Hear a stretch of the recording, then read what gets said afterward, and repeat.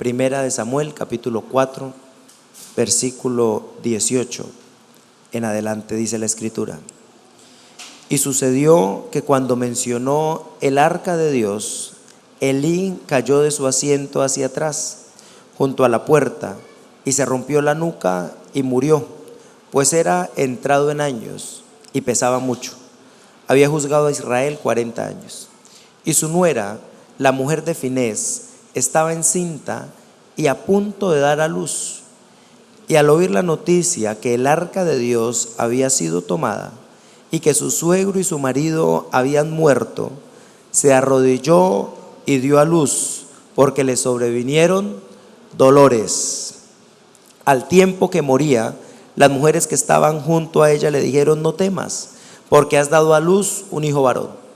Pero ella no respondió ni prestó atención, y llamó al niño Icabod, esto es, sin gloria, diciendo: se ha ido la gloria de Israel, por haber sido tomada el arca de Dios, y por la muerte de su suegro y de su marido.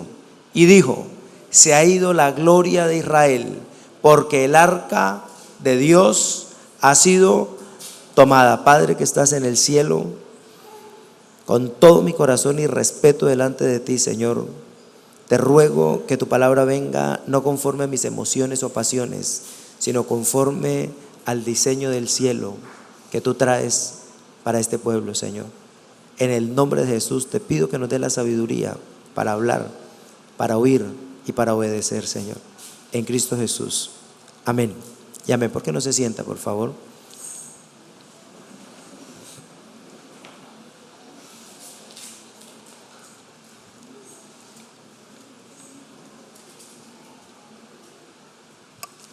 Hay un jueguito que se llama el teléfono roto. Yo creo que todos lo hemos jugado. Y el teléfono roto consiste en que una persona habla algo a alguien que está delante y ese empieza a reproducírselo al que sigue. Y lo divertido está en que al final del juego lo que se dice básicamente no se parece en nada a lo que se empezó a decir. ¿Sí? ¿Alguna vez lo jugaron cuando eran niños? Y esta tendencia a degradar los diseños originales la vemos en todo. De hecho, es parte de la naturaleza. Usted se mira frente al espejo y todos los días usted se mira igual. Usted se mira igual de lindo, igual de bonito, ¿verdad? Pero de repente se encuentra con el familiar que uno ve hace 15 años y trae ya un hijo con nietos y usted dice: increíble, ¿verdad? Y entonces usted se da cuenta que se ha envejecido, pero uno frente al espejo se sigue mirando igual. Es una contradicción. En el mundo espiritual sucede lo mismo, mi hermano. Los diseños del Señor Él los implantó al principio. Por eso es tan importante leer el Génesis y el Apocalipsis, pero hacerlo con sabiduría, con atención, porque los diseños de Dios están en el Génesis. Amén. No en el Géminis. Una hermana lee el libro de Géminis para ver cómo le va. Le gusta el horóscopo. Eso es brujería. El horóscopo es brujería, es hechicería. Nosotros leemos el libro de los orígenes, del Génesis. Y cuando leemos el Génesis, miramos cómo Dios diseñó, cómo Dios hizo. Y cuando leemos el Apocalipsis, oímos el final del teléfono roto. Primero miramos en el Génesis qué hizo Dios, y luego miramos en el Apocalipsis a dónde llegó el hombre. Y al final, cuando se acaba el teléfono roto, el moderador del juego dice: yo no dije esta cuestión, yo lo que dije fue tal cosa, ¿no es cierto? Y nos damos cuenta que de alguna manera se corrige. Yo les he dicho a ustedes, a los que me distinguen tal vez de manera personal, que mi película favorita es Matrix, y lo es. Al final ustedes se dan cuenta que la película termina en que todo vuelve a empezar, ¿verdad? Que la idea de todo eso es acabar con todo lo que hay para volver a empezar, liberar a una persona y volver al mismo juego. Y de alguna manera yo les he dicho que esa película o la hizo una persona que conoce mucho de la Biblia, o la hizo una persona inspirada directamente por Satanás, porque tiene demasiadas profundidades de tamaño bíblico. De alguna manera en la Biblia pasa algo así. Estamos nosotros caminando y desafortunadamente muchos degradando los diseños de Dios. Pero al final Dios, dice la Biblia, que va a pasar la tierra por fuego y los cielos también. Dice Tesalonicenses, dice, los elementos ardiendo serán consumidos. Y el Señor va a implantar una tierra nueva y unos cielos nuevos. Y en ese lugar dice que va a habitar la presencia del Señor. Fíjese qué lindo que el diseño del Señor en principio y en final coincide con algo, y es con los diseños de Dios. Y sus diseños tienen un sello. Los cuadros que pinta Dios tienen una firma debajo, y la firma que tienen los cuadros del Señor, présteme atención, se lo ruego. La firma de los cuadros del Señor, de las pinturas de Dios, es su presencia.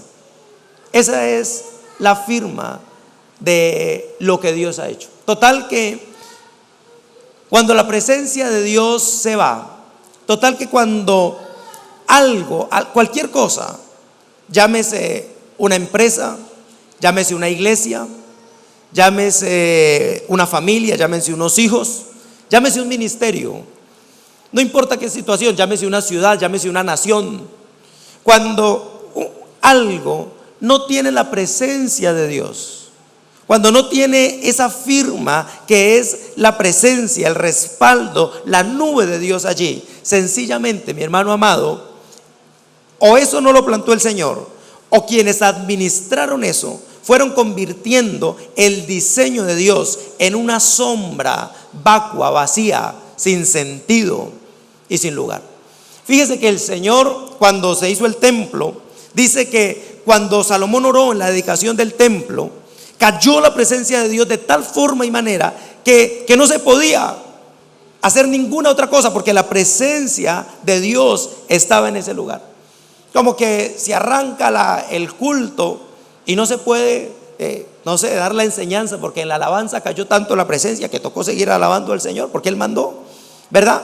Como que hay situaciones donde Dios dirige de tal forma que no se puede parar las bendiciones de Dios.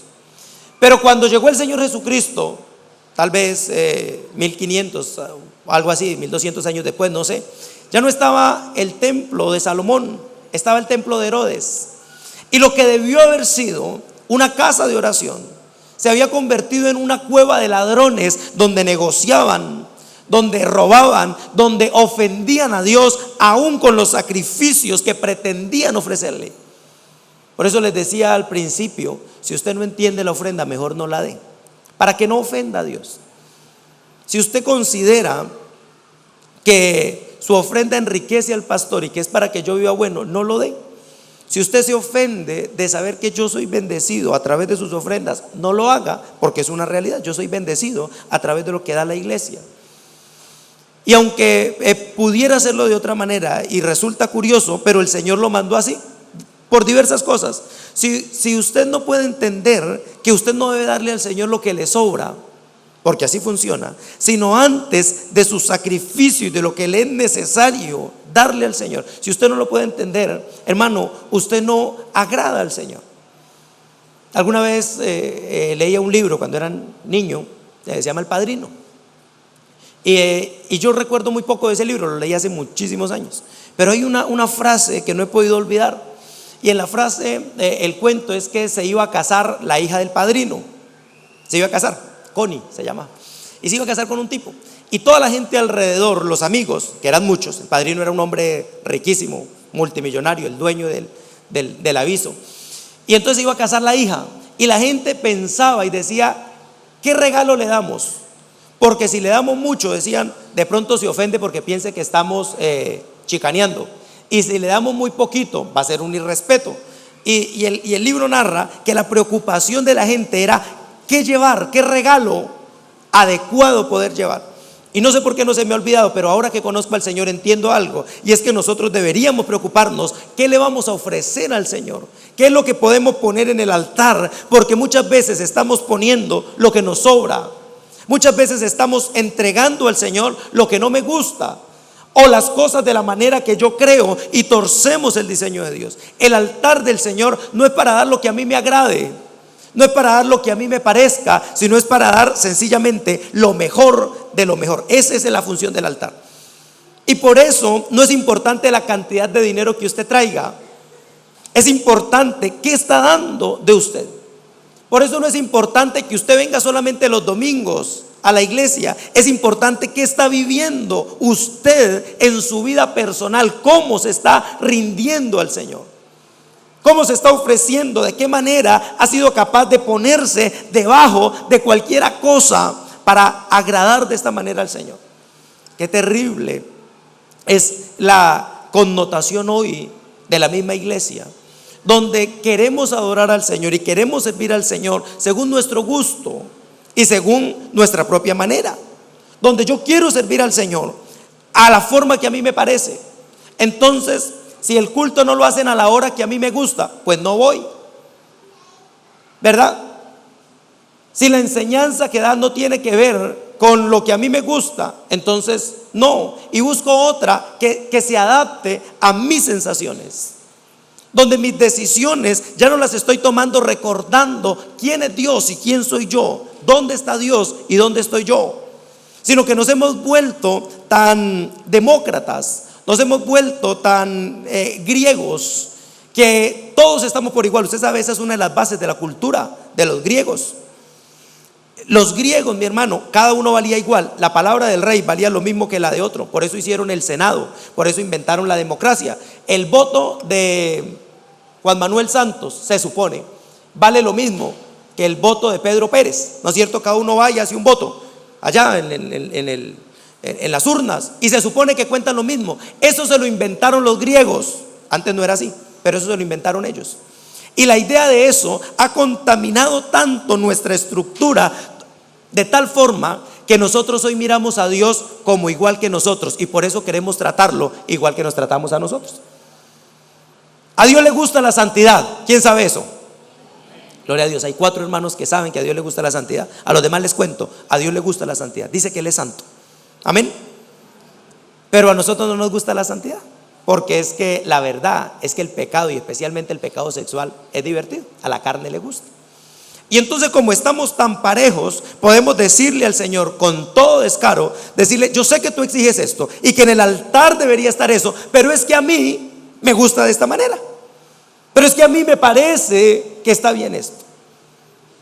El Señor habla, exige santidad. Dice: sin santidad nadie verá al Señor. Él lo habla, ¿verdad? Pero a nosotros nos agrada vivir de otra manera, y entonces le decimos finalmente al Señor: si a ti te gusta así, bien, y si no te gusta así, bien también. Mire qué cosa tremenda, y lo digo porque no se sorprendan si el otro domingo estamos con un solo músico acá. Hay que empezar a orar a las 8:30. Si no podemos estar en oración, los que servimos a las 8:30 no vamos a servir. Si no nos podemos sujetar a una enseñanza, a una norma aquí en la tierra, ¿cómo nos sujetamos a las normas y las enseñanzas de Dios? Porque aunque Dios diga una cosa, mire mi hermano, Dios, perdón que se lo narre de esta manera y me meta de pronto en temas sociales, pero Dios no es demócrata. La democracia no se la inventó Dios. Dios es rey. En el Señor, el diseño de Dios es un reino donde Dios manda y nosotros somos súbditos, aunque hoy día no nos gusta escuchar eso. Hoy día queremos únicamente ser hijos. Sí, somos hijos, pero somos hijos del rey. Seguimos siendo hijos, pero del rey. Es decir, la naturaleza de Dios sigue siendo una naturaleza real, una naturaleza superior a la de nosotros. Y hay gente que no le gusta, y hoy día en las iglesias no gusta. Hoy día todos queremos ser iguales, y nos hemos vuelto tan iguales que ahora denunciar el homosexualismo se volvió una tragedia. Me decía un profesor docente de muchos años, decía: ahorita es un lío, Porque un muchacho en la escuela dice soy homosexual y usted no lo puede dejar. Si se tira la materia, entonces él dice es que es por lo que soy gay. Y entonces toca pasarlo. Y le abren investigación a uno. Me decía, ¿se acuerda fulanito? Le digo a la esposa que también es docente. ¿Se acuerda fulanito? Fue y le metió una insultada al profesor. Y el profesor, por supuesto, le llamó la atención, le hizo una reunión. Y entonces ella dijo, es que es por lo que yo soy gay. Y entonces van a sacar al profesor. Porque a ese punto llegamos. Porque de esa manera vivimos. Porque hoy cuando hablamos de reverenciar y temer al Señor, entonces nos ofendemos porque no nos gustan los diseños de Dios. Pero la verdad es que el Señor dijo, como son más altos los cielos que la tierra, son más altos mis pensamientos que sus pensamientos y mis caminos que sus caminos. Así lo dijo el Señor. Y tal vez el teléfono llegó al punto donde Dios dijo, mis caminos están por encima de los tuyos. Y llegamos al punto donde decimos, mis caminos son los mismos que los tuyos. Si a ti te gusta, está bien. Si tú lo apruebas, yo creo que Dios también lo aprueba, porque a mí me gusta. Y hoy día los diseños de Dios se cambiaron. El diseño de Dios, mi hermano, es un tiempo de comunión, de intimidad, de experiencias con Dios. Pero hoy día la experiencia y la comunidad y la intimidad está con la televisión, está con el dinero, está con cualquier cosa, mi hermano. Y la situación se mira sencilla, porque yo lo he preguntado, ¿cuántas horas pasa usted frente a una pantalla y cuántas horas pasa frente a la Biblia? Y ahí tenemos nosotros las actitudes de quien se está acercando al Señor con reverencia, quien no solamente teme a Dios, sino también le honra, porque es que son dos cosas diferentes. El temor es decir, me echa para el infierno y entonces me da miedo y voy a la iglesia, y me dan miedo los juicios de Dios. Y es más, cuando hay algún problema, el otro hermano lo que hace es echarle el juicio. Si el marido no se porta bien, entonces la mujer dice, le va a caer el juicio de Dios. Porque es que esa es la manera en que nos relacionamos con Dios, con los juicios. Si el hijo desobedece, le decimos le va a ir mal, porque la Biblia dice honra a tu padre y a tu madre para que te vaya bien. Y entonces tememos a Dios, nos da miedo el Señor, pero la honra se ha perdido en el diseño de Dios. La honra se ha perdido dentro de las estructuras que Dios creó. Cuando Dios nos creó, mi hermano, Dios nos puso en un huerto. Mire qué interesante revisar eso. En Génesis, en el capítulo 2 tal vez, permítame lo busco por favor. El Señor narra la creación. Génesis capítulo 2 versículo 28 creo que es. El Señor narra póngamelo papá por favor, la creación, y dice que puso y plantó un huerto. Amén. Creo que 2:28. No, la creación al principio. Póngame Génesis 2 papá por favor, 2:8. Dice que el Señor creó 2:8, creó un huerto y lo puso. Dice plantó el Señor, esa era. Plantó el Señor Dios un huerto hacia el oriente en Edén y puso allí al hombre que había formado.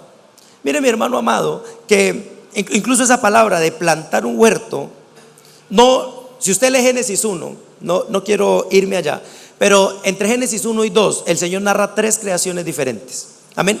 En la primera el Señor creó, en esta plantó. Es decir, en la primera el Señor hizo un diseño celestial, creó. Y dice que en ese diseño el Señor agarró, hizo las cosas de una manera diferente a como las hizo después. Creó primero el sol, que de hecho no se refiere a este sol terrenal, ¿no es cierto? O sea, creó la luz, creó, usted sabe que los científicos han llegado a cosas de esas, es impresionante. La Biblia dice que Dios creó la luz y luego creó el sol. Y muchos decían, mire, acá muestra que esto está mal, porque si había luz, pues ya había algún sol. Y los científicos llegaron a descubrir que no tienen ni idea de la naturaleza de la luz, que no se sabe qué es la luz. O sea, el sol emite luz, pero el sol no es luz. De hecho, no se sabe qué es la luz. Y se cree que la luz tiene que ver con el origen del universo. Claro que sí, la Biblia lo está diciendo desde toda la vida. Dios creó la luz, luego creó estrellas. Esas estrellas, esas lumbreras, no es el sol tampoco. La Biblia dice que el Señor llama a las estrellas por su nombre, y cuando hay luchas espirituales dice, les ordena a las estrellas que salgan a pelear. Las estrellas de las que habla el Génesis 1 no son estas creaciones, es una creación espiritual. Son ángeles, son poderes, son dominios, son lugares especiales que hay allí. Esposa, ¿me prestas una Biblia de la versión Reina Valera, es que tengo acá en las Américas? La creación, que lo que Dios hizo allí es una creación, es una forma espiritual, un diseño al cual nosotros no tenemos acceso sino a través del Espíritu de Dios, cuando el Señor nos lo quiere revelar. Pero luego dice, plantó el Señor, y si usted busca la palabra, lo mismo cuando dice formó al hombre, la esencia de la palabra formó al hombre del Génesis 2 significa coger un molde. La palabra en hebreo implica como cuando usted coge gelatina y hace gelatina y luego la echa en un molde y la pone, ¿verdad? Y esa palabra formó es cuando uno saca el molde y queda hecha la gelatinita en la forma que yo le di. Pero el molde estaba hecho de antes. Cuando el Señor dice, gracias, cuando el Señor dice plantó el Señor un huerto, está diciendo, agarró, escúcheme esto, agarró lo que estaba en el cielo y lo trajo a una creación diferente, a una creación distinta. Tomó del cielo un diseño y lo puso en este lugar. Y la situación del Génesis, hermano amado, de la creación del huerto, tiene alguna característica que me gustaría que usted mirara, por favor. El versículo 8 dice, Jehová plantó un huerto en Edén. No es el huerto del Edén, que es diferente. En Edén, o sea, es importante esto. Uno dice el huerto del Edén, como que Edén era el nombre del huerto, pero Edén no es el nombre del huerto. Edén era el lugar, es el lugar donde el Señor plantó el huerto. O sea, el Edén es esa segunda creación. Y dice que allí plantó un huerto en Edén.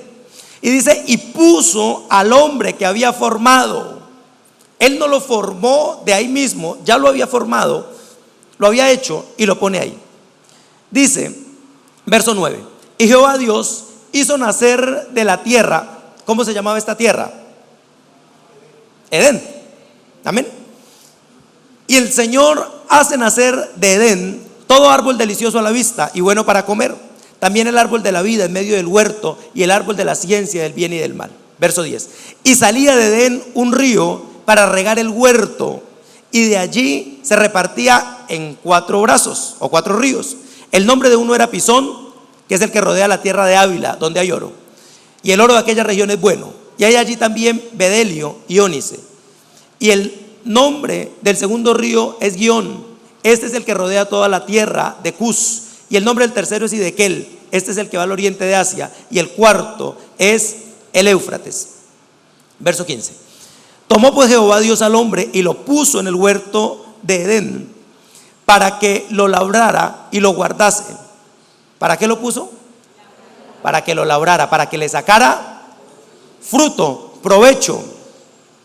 Y le empieza a hablar el Señor a Adán. Por cuestión de tiempo no seguimos leyendo, pero usted mira en el capítulo 3,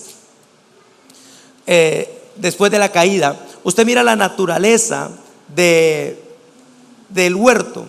Dice el versículo 8, y oyeron la voz de Jehová Dios que se paseaba en el huerto al aire del día, y el hombre y su mujer se escondieron de la presencia de Jehová Dios entre los árboles del huerto. Entonces yo quiero que usted me preste atención en un par de cosas que quiero que usted reflexione. Primero, cuando el Señor crea al hombre, cuando el Señor forma al hombre que va a traer acá, dice lo planta en un huerto. De alguna manera el Señor nos está, o deberíamos nosotros revisar cuáles son las características del huerto, porque ese fue el diseño de Dios. Amén. El Señor no nos plantó en una casa, ni nos plantó en un palacio. El Señor nos plantó en un huerto. Y cuando nosotros revisamos las características del huerto, nos vamos a dar cuenta de por lo menos 2 cosas, o 3 quizá. Uno, El huerto es un lugar fructífero. El huerto es un lugar que produce. De hecho, nosotros aún llamamos huerto a ese pedacito de tierra chiquito que tienen algunas casas donde se siembra la comida, y como es pequeñito, produce mucho porque se está cuidando, ¿verdad? Y entonces de un lugar chiquitico sacamos un montón de cosas y decimos: eso es mi huerto. El huerto es un lugar que produce. El huerto es un lugar fructífero. De hecho, la Biblia dice que cuando el Señor hizo la primera orden que le dio a la tierra, al Edén, le dijo: produzcan árboles. Y dice la Biblia que produjo todo tipo de árboles. Y le dijo al hombre: sáquele fruto, sáquele provecho. Es lo primero. La segunda cuestión que nosotros miramos es que ese huerto estaba regado por 4 ríos. Si alguien acá sabe de tierras, de fincas, imagínense una tierra que esté rodeada de 4 ríos. ¿Cómo es esa tierra? Entre otras cosas, costosísima, ¿no es cierto? Y si son ríos buenos, no los que se metan todo el tiempo, sino que esté regada. La llanura de los ríos, las vegas de los ríos, son tierras que producen mucho. Pero si además el río principal produce oro, y oro bueno, ¿cómo es esa tierra? ¿Será costosa? ¿Será una tierra buena? ¿Será una tierra deseable? Le pregunto yo: ¿a usted no le gustaría tener una finquita así? Que la crucen 4 ríos y que el principal produzca oro. ¿Saben qué significa o qué nos está diciendo? La palabra Edén significa deleite. La palabra Edén significa delicia, significa deseable. Porque es que el lugar donde Dios nos quiere poner es un lugar deseable, es un lugar agradable, es un lugar de bendición. Amén. Y es un lugar, mi hermano, que no está desprovisto. De hecho, aclara los demás ríos. Cada nombre de esos ríos tiene una connotación, pero este no tiene una connotación el nombre. Es que dice directamente: ese río produce oro. Y dice: y no cualquier oro, sino oro bueno. Porque el lugar, escúcheme bien, el lugar donde Dios nos quiere poner es un lugar de provisión, es un lugar de abundancia. Los diseños de Dios no son diseños de escasez. Los diseños de Dios no son diseños de hambre, mi hermano. Los diseños de Dios no son diseños de miseria. Los diseños del Señor, el huerto en que Dios plantó para poner al hombre, es un lugar de provisión, de sustentación, y es un lugar de deleite, es un lugar envidiable, un lugar deseable. Y la condición por la cual pasa esto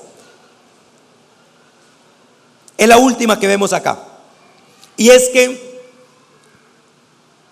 la presencia de Dios estaba en el huerto. Eso es lo que hace interesante esto. La cuestión es que el huerto producía. ¿Sabe cómo producía el huerto? ¿Cómo producen hoy los huertos? ¿Cómo producen hoy los huertos? ¿Nadie ha tenido una finca, un huertico? ¿Qué toca hacer para que produzca un huerto? Con el sudor de la frente, ¿verdad? Pero ¿saben qué pasaba con ese huerto? ¿Saben cómo producía ese huerto? ¿Cómo dice la Biblia que producía? Ahí lo leyeron, hermano. Dice, ¿dónde está? Y Jehová Dios hizo nacer de la tierra. ¿Cómo hizo nacer Dios las cosas en el Génesis 1? Hablándoles. Dijo Dios: sea la luz, y fue la luz. Y dijo Dios, ¿verdad? Y dijo Dios al huerto: produzca comida. Y el huerto empezó a producir. De hecho, mi hermano, cuando Adán arrancó, ¿cuál fue el trabajo de Adán en principio? Ponerle nombre a los animales. ¿Cómo se les pone el nombre? Hablando. Y dice, y como Adán les puso así es, como que las palabras de Adán tomaban realidad en las cosas. Los diseños del Señor están hechos, mi hermano, para que las cosas fructifiquen. Por eso, mi hermano, escúcheme algo con toda atención y ojalá lo guarde en su corazón. El matrimonio es parte, o es una sombra, es un tipo del huerto del Señor. Porque los matrimonios son para fructificar. Por eso, un hombre con un hombre nunca, jamás será un matrimonio. Así me echen a la cárcel por decir esto. Nunca, jamás un hombre y otro hombre podrán hacer una familia. Porque el propósito del huerto, del deleite, es fructificar y multiplicarnos. Los huertos son lugares que producen. Por eso, mi hermano, la idea de que el diablo está empezando a implantar hoy día en muchos jóvenes de no tener hijos es una idea literalmente satánica, diabólica. El propósito del huerto es fructificar. Pero para que ese huerto fructifique y para que tenga las condiciones de deleite, tiene algo, y es que la presencia de Dios necesita estar en ese huerto. Si no hay presencia de Dios, si la voz de Jehová no se pasea en medio del huerto, entonces va a ser un huerto infructífero, va a ser un huerto estéril, va a ser un huerto que no produce lo que el Señor tiene para producir. Y ahí viene la situación del matrimonio hoy día. El Señor plantó el matrimonio y fíjese que es un huerto, mi hermano. ¿En dónde se tienen los hijos? No me diga que en el hospital, hermano. Los hijos se tienen en los matrimonios. Por lo menos ese es el diseño de Dios. Hoy día lo tienen en cualquier motel, porque les agarra la calentura. La Biblia lo dice así. Cuando nos llenamos de pasiones, de lujurias, dice la Biblia que parecen asnos. A mí me gusta mucho esa palabra. Dice asnos cuando están en celo, que saltan la cerca, se vuelven locos, y entonces ahí hoy día se engendran los hijos. Pero el diseño de Dios es que los hijos se tengan ¿en dónde? En un huerto. Y el huerto se llama familia, matrimonio. Y esa familia, ese huerto, debería ser un lugar de deleite. Amén. Debería ser un lugar de provisión con oro. Debería ser un lugar deseable, porque ese es el diseño de Dios. Pero hoy día, mi hermano, ¿cómo define el marido la familia, el hogar? La cárcel, ¿no es cierto? ¿Cómo define a la mujer? La fiscalía. Eso el que tiene conocimientos jurídicos, ¿no es cierto? Pero ¿cómo se define hoy día la mujer? La culebra esa, la cobra, ¿verdad? La pantera esa que tengo en la casa. Así se define. La mujer, ¿cómo define al marido? El Adán. ¿Sabe cómo definió Adán a su mujer cuando la vio? Dijo varona, porque del varón fue tomada. Y cuando la embarró, entonces dijo Eva, porque es madre de todos los vivientes. Miren la definición. Pero ¿cómo define la mujer al marido? O un bueno para nada, o un flojo. Pensé que era un diamante en bruto y no es ni un bruto sin diamante. ¿Cómo define el hombre a la mujer? Mi hermano, el diseño de Dios, Dios plantó, y escúcheme algo, por favor, le ruego, mi hermano, que esté atento hoy, porque siento que cuando el Señor nos habla, nosotros deberíamos considerar nuestra propia vida. Los hogares, cuando se va a formar un hogar, es una tierra, escúchelo, todo matrimonio es una tierra fértil. Todo matrimonio es un lugar deleitoso. Y usted dice, pastor, usted es porque no ha ido a mi casa, eso es un infierno. No, mi hermano, tal vez yo sí hasta lo conozca, pero el problema no es de la tierra. El problema es que una tierra fértil usted la puede volver un basurero, o un desierto, o un lugar que produzca muchas cosas. La tierra puede estar fértil, pero si usted le echa basura, se vuelve un basurero. La tierra puede ser fértil, pero si usted le siembra coca, termina volviéndose un desierto. La tierra puede ser muy buena, mi hermano, pero si usted corta los ríos, se seca el agua y al tiempo tendrán desiertos. Y hoy día entonces no queremos mirar que el huerto que Dios nos dio lo estamos convirtiendo en tierras estériles, donde no hay aguas, donde nuestros hijos no tienen que tomar, donde nuestra esposa no tiene provisión. Y entonces culpamos a Dios y le decimos: me divorcio, porque la mujer que me diste no era la adecuada. Porque es que el amor es eterno, pero yo me casé sin amarlo. Hipócritas. Esto nos tendría que decir el Señor, hermano, y yo con el corazón se lo digo, eso son mentiras. El huerto, cualquier matrimonio, es un lugar de bendición si el hombre y la mujer saben utilizar los recursos que Dios nos dio. Pero nos llenamos de egoísmo, nos llenamos de lujurias, de inmundicias, y luego estamos quejándonos que es que no estamos donde Dios nos puso. Qué terrible. Y me gustaría, mi hermano, con sinceridad, se lo digo en el nombre del Señor, me gustaría que ustedes, varones, me permitieran verle su Facebook. Me gustaría. Tuve la mala fortuna y no me compongo, se lo digo en el nombre del Señor, me duele de mirar, porque me invitaron a verlo. Mire, pastor, el Facebook de esta persona. ¿Qué hace un hombre de Dios con 30, 50 amigas prostitutas en el Facebook? Porque son prostitutas, que salen desnudas. ¿Qué hace un hombre de Dios con esto?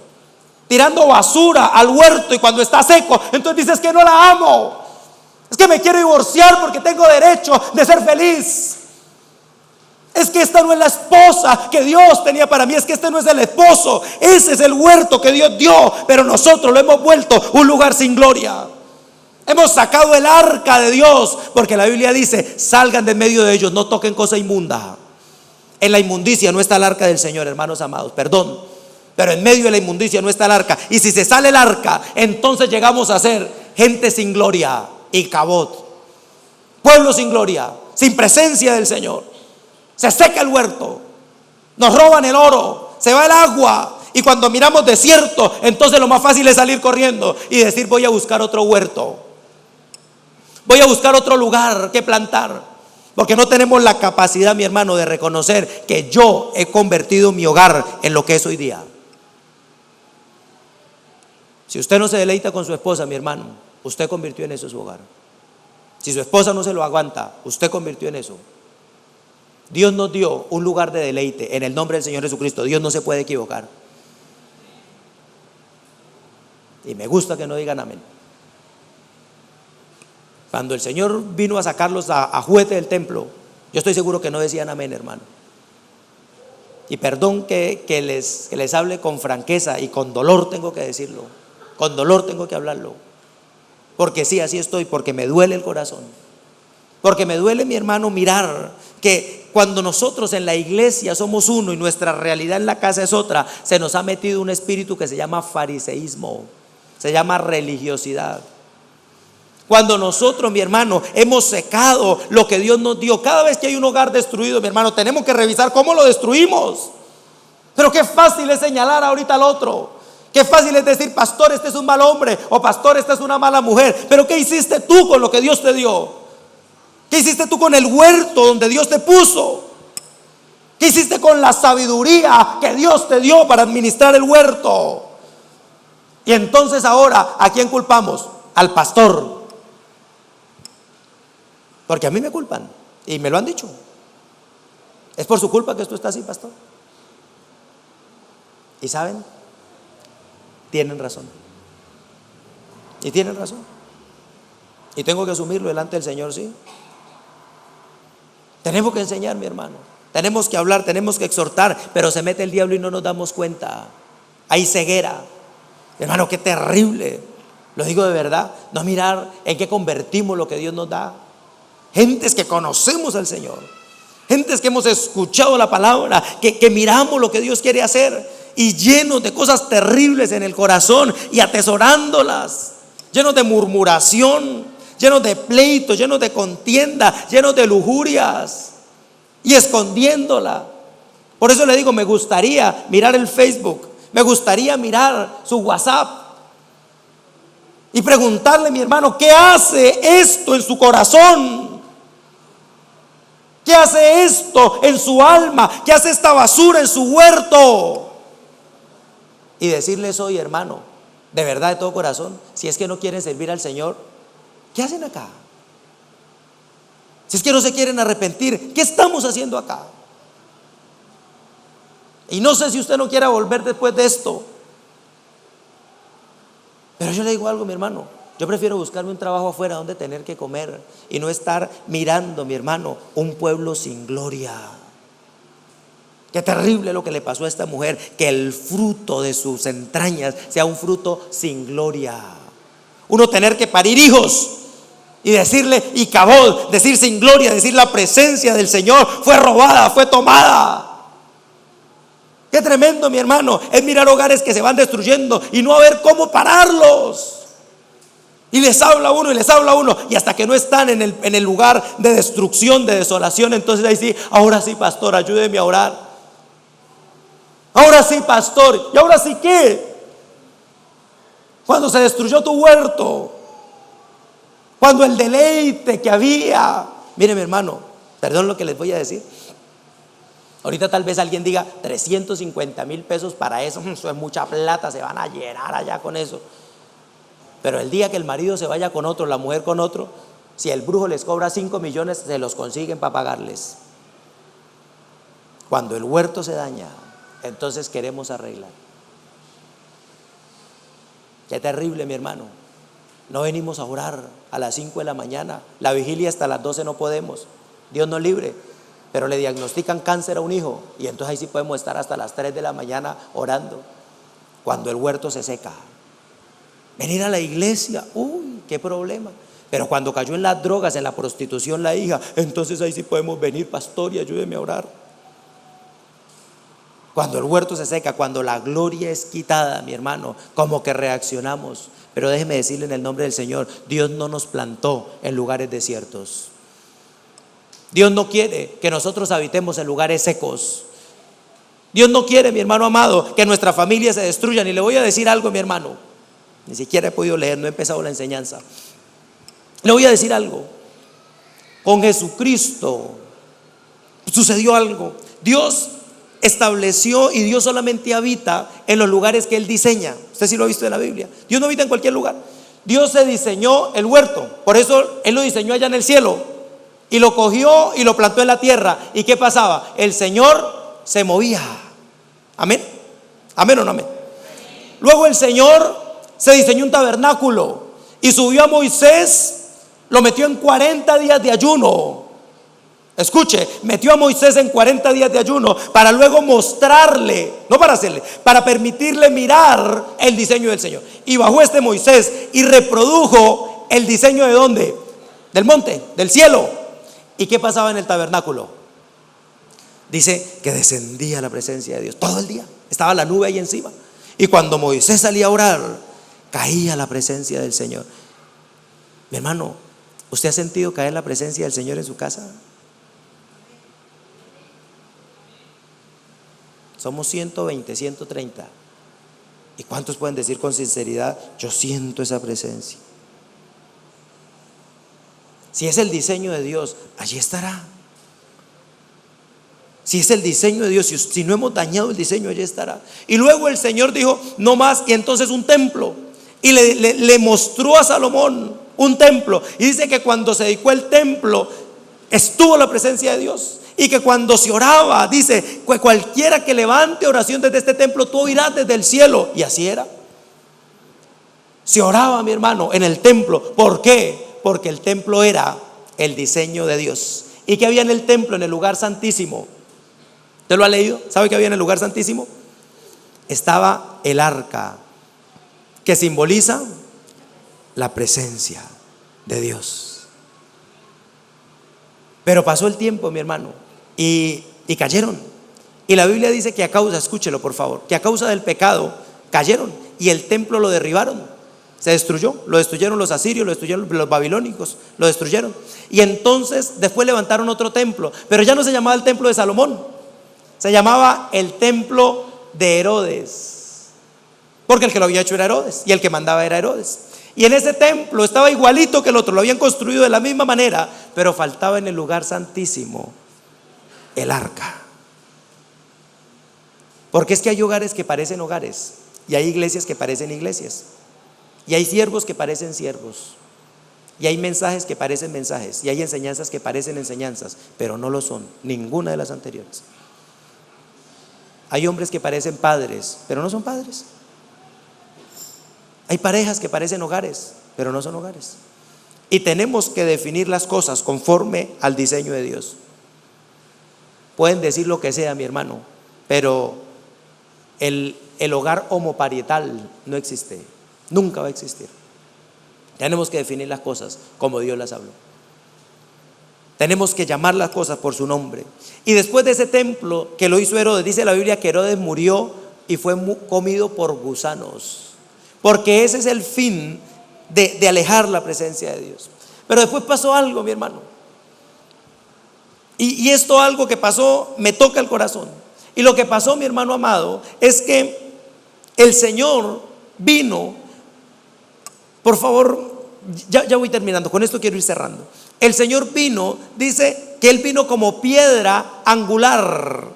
Y el propósito de la venida del Señor fue desmenuzar todos aquellos templos, desmenuzar todos aquellos diseños que ya se habían distorsionado. Y entonces la gente iba al templo y mataba un animal ciego, mataba el animal cojo, el que no servía para el sacrificio, el que estaba seco, la vaca que ya estaba vieja de parir y ya no servía para nada. Entonces iban y se la ofrecían a Dios.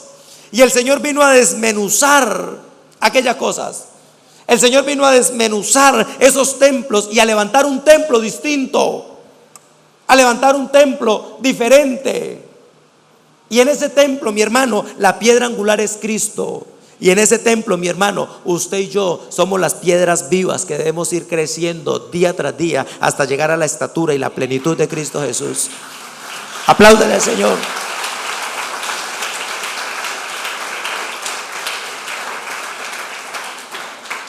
Porque es que esto significa algo, mi hermano. Esto significa que no importa cómo está su huerto hoy día. Yo no sé cómo está su huerto, pero probablemente de algunos y de la mayoría ya no sea un huerto, ya sea un desierto. Pero lo que sucede es que con la venida de Cristo Jesús, nosotros como piedras vivas podemos ser edificados. Lo que significa, mi hermano, que sin importar la posición o la situación en que esté nuestro huerto, con el recibimiento sincero del Espíritu de Dios a través de Jesucristo, podemos volver las cosas al lugar donde Dios las tenía. Que sin importar lo angustiante que hoy sea el matrimonio, puede volver a ser el lugar de deleite. Que no importa que usted sienta que no ama a su marido o a su mujer, si vuelve a administrar las cosas conforme Dios se los dio, Dios pondrá ese amor, porque el amor nunca deja de ser. Porque el amor viene del cielo, mi hermano, porque es un diseño que está allá y nosotros no podemos pervertirlo aunque nos esforcemos. Si reconocemos que yo mismo ocasioné esto, también yo mismo, en el nombre del Señor Jesucristo, puedo volver a tener el lugar de deleite. También yo puedo volver a amar a mi esposa. También yo puedo volver a sentir ese deseo que sentía cuando era un joven. Y si ya eran las 5 y decía, ojalá se acabe rápido el trabajo, porque quiero ir a mirarla, porque quiero llevarle una florecita, porque voy a llevarle esta chocolatina. Que cuando iba caminando y miraba el peluche por allá, lo primero que pensaba no era cuánto vale, sino decía, cómo me gustaría tener plata para regalárselo. Ese es el lugar que Dios estableció, y a eso nos quiere llevar el Señor hoy. Pero para esto, mi hermano, es necesario que como piedras vivas seamos edificados. Pero cuando nosotros vamos tras nuestros propios designios, hermano, ¿cómo el Señor va a edificar? ¿Cómo el Señor nos va a llevar hacia adelante? Si sencillamente nosotros, hermano amado, vivimos como nos da la gana, si vivimos llenos de pecado, si no somos capaces de reconocer que nosotros originamos el problema. Qué terrible dificultad, mi hermano, hoy día para reconocer nuestros errores. Todo el mundo tiene la culpa, menos yo. Todo el mundo actúa mal, menos yo. Y de eso estamos llenos. Sí, es cierto que tal cosa, pero lo que pasó fue que primero tal cosa. Sí, es cierto, sí, pero lo que pasa es que tal otro. Hermano, qué dificultad tenemos para humillarnos, para decir, yo tengo un problema. Escondiéndolo, como si escondiendo, mi hermano, como si señalando, como si juzgando, pudiéramos solucionar. Por eso fue que el Señor Jesucristo dijo, yo no vine a buscar santos, sino a llamar pecadores. Por eso el Señor dijo, de lo vil y menospreciado escogí para avergonzar a los sabios. Porque, mi hermano, con orgullo, con altivez, con arrogancia, con hipocresía, sin ser capaz de humillarnos, nunca vamos a poder arreglar el huerto. Se necesita reconocer y decir, Señor, yo he convertido en esto el lugar fructífero que tú me diste. Y tu diseño y tu propósito es un lugar de profunda y decidida bendición. Lo que tú tienes para mí es un lugar de bendición. Y necesito reconocer que es en Cristo Jesús, que es bajo las reglas del Señor, no bajo mis reglas. no bajo mi idea, no bajo mi sensación, sino bajo las reglas del Señor, es que usted como piedra viva podrá ser edificado de tal manera que ese lugar que hoy día es un basurero o un desierto, podrá llegar a ser ese lugar fértil, lleno de oro, de abundancia, de provisión, lugar de deleite y de delicadeza, como dice el Señor. Necesitamos, mi hermano, reconocer que nosotros convertimos lo que el Señor nos dio. Qué tremendo es lo que yo he tenido que oír.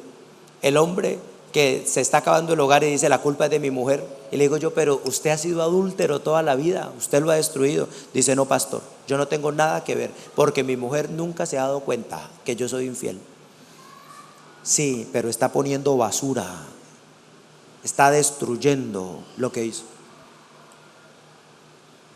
Somos perfectos, hermano, en siempre nosotros excusarnos, siempre yo salir bien librado, siempre buscar los argumentos adecuados. Decía un filósofo: desprecio más al que convence con argumentos equivocados al juez que al que lo convence con dinero. Me quedo pensando, a veces tenemos tan buenos argumentos, se agarra a pelear el hombre con la mujer, y entonces, como él tiene mejores argumentos o ella los tiene, termina por callarlo. Pero no es porque haya justicia ni rectitud ahí, solo es que sabe hablar mejor. Pero eso no lo va a defender delante de Dios, que es juez justo. Tal vez usted sepa hablar mejor que el otro y lo apabulle con sus argumentos. Tal vez el otro tenga dificultades para hablar y se quede callado, pero eso delante del Señor no lo va a librar, no la va a librar de lo que tiene que hacer. Los diseños de Dios, hermano, tienen que volver, y nosotros esforzarnos por volver a tener lo que Dios implantó, lo que puso allá. El huerto, el deleite, lo que Dios sembró, es aquello a donde nosotros tenemos que ir. Pero la concepción que nosotros tenemos es muy tremenda. Y hoy día, entre chiste y chiste, se dicen verdad. La Biblia dice: la abundancia del corazón habla la boca, ¿verdad? Le dice otro: se va a casar, y le dice: sí, me voy a echar el lazo al cuello. Se cansó de vivir bueno. Eso de algo se tiene que morir uno, hermano, total. Y entonces están las concepciones. Fíjese, ¿quién quiere construir una cárcel? Bueno, si uno es el arquitecto, de pronto, porque le van a pagar bien. Pero si le dicen para que usted viva allá, y entonces entramos de una vez destruyendo. Fíjese, mi hermano, qué terrible cómo son las despedidas de solteros de los impíos. Dicen: la última, ¿no es cierto? Y entonces se van y se acuestan con prostitutas ese día, llevan mujeres que se desnudan, se emborrachan, ¿verdad? Y al otro día vienen al altar a vestirse de blanco, vienen en santidad. Al otro día vienen a prometerle amor eterno, cargados de inmundicia, de basura. Y le dicen a la mujer: de primer regalo te traigo esta sífilis que me gané ayer, es mi primer regalo de matrimonio. Y te encimo el demonio de lujuria que me encimó la prostituta. Te encimo el demonio de adulterio que me traje de allá. Y queremos que el campo sea fértil. ¿Saben qué es lo tremendo de del río de Génesis 2? Dice que había, ¿dónde están los ríos? Iba a hablar de los ríos, pero ya hoy no puedo. Dice: y el oro de aquella región, versículo 12 de Génesis 2, dice: y el oro de aquella región es bueno, y hay allí también bedelio. El bedelio era una resina con la que se producían perfumes, fragancia, ¿verdad? Y a mí se me hace raro un río que produzca una resina. Esa la producen los árboles, pero ese río la producía. ¿Sabe por qué? Porque ese huerto tenía que ser un lugar que olía delicioso, tenía que ser un lugar fragante, como debería ser nuestra vida para el Señor.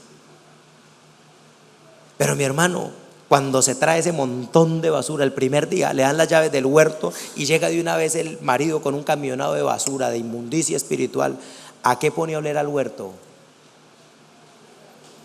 Y luego se está quejando, y luego estamos peleando con los hijos, luego estamos peleando hasta con el perro de la casa, y diciendo: yo no sé por qué, la culpa no es mía. Luego estamos exigiendo: es que no me ama, pastor, es que esa mujer no se deja tocar. ¿Y por qué no se deja tocar? Es que no me ama, pastor, ese hombre ya no le inspiro ganas. ¿Y por qué? ¿No se dan cuenta que se metió el diablo hace tiempo que se metió el demonio desde hace tiempo, mi hermano. Está la serpiente allí hablando, está la serpiente allí destruyendo. Y el resultado, mi hermano, es un pueblo sin gloria, unos hijos sin gloria. Yo quiero terminar, hermano, donde arrancamos, en 1 Samuel.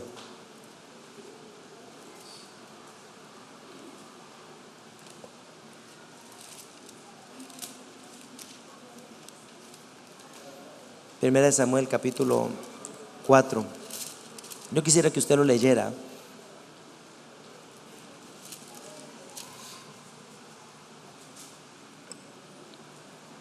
Dice, versículo 18: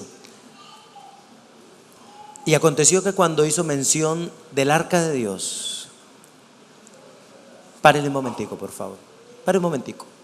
Aconteció que cuando hizo mención del arca de Dios, de que habían agarrado el arca de Dios, escúchemelo por favor. Si usted toma apuntes, escriba esto y reflexiónelo después. El huerto se destruye cuando la presencia de Dios se va. El huerto se destruye cuando la presencia de Dios se va. Cuando usted, varón, no ha sido capaz de traer la presencia de Dios, cuando usted, mujer, no ha sido capaz de atraer la presencia, no la religiosidad, la presencia, no la religiosidad, la presencia. A mí me duele, mi hermano, se lo digo con verdad, que uno de pastor hable con un muchacho y en 2 horas llegue a conocer más que su papá en 20 años. Terrible, es terrible, porque hace falta la presencia. Porque hace falta la presencia. Yo les he dicho a algunos, ustedes tienen que orar más, pero el problema no es orar, el problema es que esa oración debe atraer la presencia de Dios. Y para que se atraiga esa presencia, debemos nosotros limpiarnos de las inmundicias, porque el arca del Señor no va a estar en medio de podredumbre, de inmundicia, de pleitos, de contiendas. Ahí no está el arca del Señor. Y cuando dice, y aconteció que cuando hizo mención del arca, Elí cayó hacia atrás de la silla, al lado de la puerta, y se desnucó y murió. Mi hermano, lo mismo que pasó en el huerto, tal cual. Estaba la presencia de Dios, y cuando fue quitada a causa del pecado, el Señor le dijo al hombre: el día que comas de él, ciertamente. ¿Sabe cómo dicen los manuscritos antiguos? Dicen: morirás muriendo. Qué interesante eso. Y se traduce ahorita morirás, pero usted encuentra es más, algunas, yo por ahí tengo unas Biblias viejitas y todavía dicen morirás muriendo. Y a mí yo decía, pero ¿por qué? ¿Cómo así que morirás muriendo? Porque es que la muerte, cuando se toma el arca, cuando se saca la presencia de Dios, la muerte no es algo inmediato. O sea, sí es algo inmediato, pero es algo que se va viviendo. Chistoso decirlo, pero se va viviendo la muerte. Y entonces te va secando. Entonces no hay deleite. Entonces no quieres llegar a la casa. Entonces buscas escapes. ¿En dónde te has escapado tú? Usted conoce muchos escapes. El trago, ese es uno de los principales escapes que hay. La internet, la pornografía, la masturbación, de los principales escapes que hay. El pleito. Llegan a la casa y llegan a pelear para que la mujer no les hable. Entonces llegan de una vez bravo. Y cuando llegan está toda la casa bonita, pero no sé, se cayó una media ahí. Y entonces no miran toda la casa bonita, sino miran un pedacito de la media y dicen: ¿por qué esa media está ahí? E inmediatamente, hermano, ¿sabe qué es lo que está haciendo? Escapando. Porque el arca se quitó, porque la presencia de Dios no está. Y cuando la presencia de Dios no está, se vive muriendo, se muere muriendo. Y entonces es terrible. Y por eso le dicen al jefe: jefe, ¿no tiene unas horitas extras? No me las pague. Es más, yo le pago, pero déjeme acá hasta las 11:30. Y cuando llega así sin hacer ruido. La mujer está despierta, pero ella llega y se hace la dormida. Dice: no, dice que se ponga a hablarme. Ambos no se aguantan. ¿Por qué? Porque la presencia de Dios se quitó. Y cuando la presencia de Dios se quita, lo que queda es muerte. muerte. Dice, porque era hombre viejo y pesado y había juzgado a Israel 40 años. Siguiente versículo, papá. Y su nuera, la mujer de Finés, vale, lo mejor acá que ahí me tuerzo la cabeza. Permítame lo busco, por favor. Dice, y su nuera, la mujer de Finés, que estaba encinta cerca del alumbramiento, oyendo el rumor de que el arca de Dios había sido tomada. Es que el problema es el problema es la presencia de Dios. Cuando hay presencia de Dios, hermano, cuando hay presencia de Dios, lo demás usted lo pasa.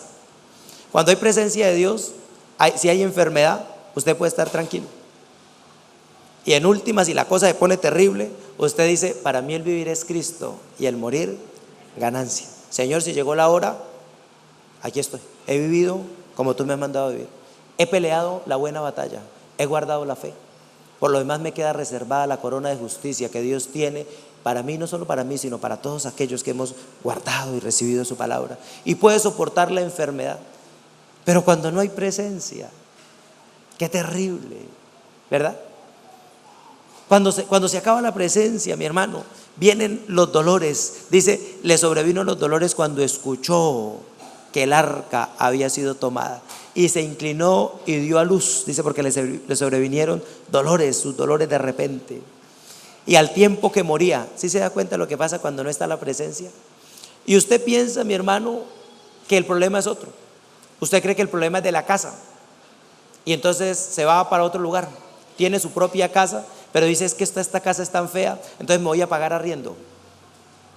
Usted está en un lugar y dice, es que el barrio es lo que es complicado, mis hijos se están perdiendo porque es que en este barrio hay tantas cosas, entonces vámonos para otro barrio, vámonos para otro lugar, ¿verdad? Sentimos que el problema es la mujer, entonces consigámonos otra mujer. O el problema es la iglesia, entonces vámonos para otra iglesia. O el problema es el pastor, o el problema es el vecino, o cualquier cosa. Pero no se ha dado cuenta que el problema es que hace falta la presencia de Dios. Ese es el problema. Y por donde usted vaya, lo persigue. Por eso ha estado en 17 ciudades y en las 17 ciudades le ha pasado lo mismo. Ha estado en 5 iglesias, en las 5 iglesias le ha pasado lo mismo. Ha habitado en 10 casas. ¿En cuántas casas usted ha habitado? Yo conocí la mitad de Colombia con mi mamá. No de vacaciones, de trasteos. Cada vez que había un problema nos íbamos. Pero con sorpresa mirábamos que en un lugar o en otro el problema es el mismo. Porque el problema es que la gloria de Dios no está. Ese es el problema. Y cuando no hay gloria, mi hermano, dice, parió un hijo, dio a luz un hijo, y al tiempo que moría, aunque le decía, no tengas temor, verso 21 dice, llamó al niño Icabod, diciendo, traspasada es la gloria de Israel. Ay, me duele, le digo la verdad, tengo que contener las lágrimas cuando miro esto. Cuando pienso en que nuestros hijos están naciendo sin gloria, sin presencia. Me duele, mi hermano. Me duele mirar eso. Me duele mirar que un niño de 2 años, de 1 año, no saben todavía ni hablar, pero ya gritan a los papás y les pegan. No saben hablar y les pegan a los papás. Y yo digo, Icabod. Me duele, mi hermano, mirar. Todavía no les han salido los cenitos. Son niñas, 8 años, 7 años, no sé, no le han salido los cenitos y ya quieren mostrarlos. Y yo tengo que decir, Icabod. Qué terrible, mi hermano, que nuestros hijos estén naciendo sin gloria. Que nuestros hijos estén naciendo en lugares de angustia. Que cuando le dijeron, estás encinta, lo primero que diga es, ¿cuánto valdrá el aborto? Me duele, mi hermano, que de aquí de la iglesia, mujeres han abortado. De aquí de la iglesia. Y no cuando no conocían al Señor, ahora asesinando a sus propios hijos. Me duele, mi hermano. En el nombre del Señor lo digo, que nuestros hijos estén naciendo sin gloria. Que nosotros, mi hermano, hayamos permitido que el arca del Señor se vaya. Que los hijos prefieran contarle a los muchachos que están fumando marihuana en el parque su vida y no a usted.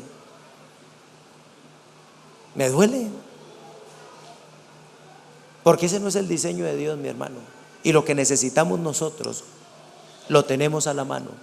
Dios nos ha mandado a administrar con sabiduría el huerto que Dios nos dio. Pero yo hoy le pido, mi hermano, revise con qué lo está levantando. Revise a quién está oyendo. ¿Está oyendo el orgullo? ¿Es que yo soy así? ¿Es que yo tengo la razón? ¿Está oyendo la pereza? Eso no se puede hacer nada, eso ya es caso perdido. Esa es la voz de la pereza. No haga nada, quédese durmiendo, que eso total. ¿Está oyendo la lujuria? Allá está más buena la cosa, mire cómo se puede divertir. ¿Está oyendo la avaricia? Tanto que gasta usted acá y no le sirven para nada. Si usted estuviera mejor podría ser. ¿A qué voz está oyendo? ¿O está oyendo la voz del Señor? Esa voz bendita del Señor que hoy le dice: vengan pues y estemos a cuentas. Y si sus pecados fueren muchos, yo los voy a perdonar. Y si fueren rojos, los voy a emblanquecer. Y si hubieran cometido cosas terribles, serán perdonados. Pero dice la Biblia, ¿qué es el requisito? Dice: el que confiesa su pecado y se aparta, alcanza misericordia. Dios, hermano, nos quiere hablar de su diseño original y nos quiere decir: en Cristo Jesús, cada uno de nosotros, así como dañamos ese diseño, podremos volver a ese lugar en Cristo Jesús. Porque la Biblia dice: así como el pecado entró por un hombre y a través de él a todos sus hijos, también la salvación por medio de un hombre vino, y a través de Cristo Jesús a toda nuestra descendencia podremos cambiar los propósitos, lo que nosotros dañamos, y poner el propósito de Dios en nuestro corazón. Póngase de pie, por favor.